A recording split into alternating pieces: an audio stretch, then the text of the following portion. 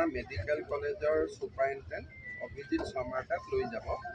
তেওঁ দিল্লী বা বেংগলোৰৰ ডক্টৰৰ লগত এবাৰ কথা পাতি দিব। মই আজি ফোনত কৈ থৈ দিম।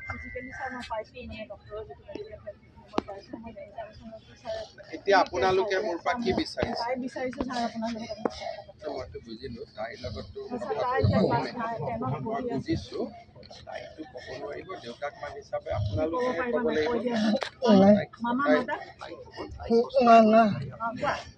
মামা তই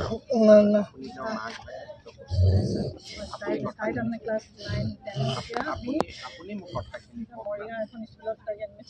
ক্লাছ 10ত তাৰ CBSE কোৰ্চ পঢ়ি আছে, কিন্তু ছাৰ মই স্কুলৰ পৰা তাই সুবিধা দিব পৰা নাই।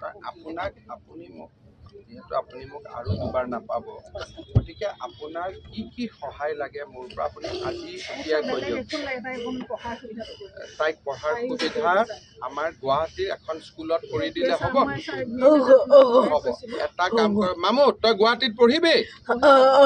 ঠিক আছে, পঢ়িবি। তোক মই গুৱাহাটীত এখন ভাল স্কুলত দি দিম, আৰু মই অহা কালি পৰহি আপোনাক ফোন কৰি স্কুল এখন কৈ দিম য'ত তাইক এডমিশ্যন আপুনি দি দিব।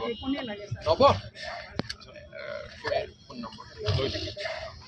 আপোনাক মই কালি বা পৰহি মোৰ অফিচত মাতি দিম, মাতি দি এখন বা দুখন স্কুল মই দি দিম, যিখন স্কুলত আপুনি ভাল পায়। মৰিগাঁৱত কিয় লৈ যায়? এতিয়া আপুনি ট্ৰান্সফাৰ ক'ত হ'ল? এতিয়া আপুনি গুৱাহাটীতে আহিব। ঠিক আছে, তেতিয়াহ'লে আপুনি গুৱাহাটীতে দিয়ক তাইক মৰিগাঁও। এটা কোন ক্লাছ পালি মা? 10। বঢ়িয়া, এবাৰ মেট্ৰিক দিব লাগিব, ভাল হ'ব মেট্ৰিক। হ'ব হ'ব হ'ব, মই তোৰ ঘৰত আহিম দেই মা। মই একদিন ঘৰত আহি যাম।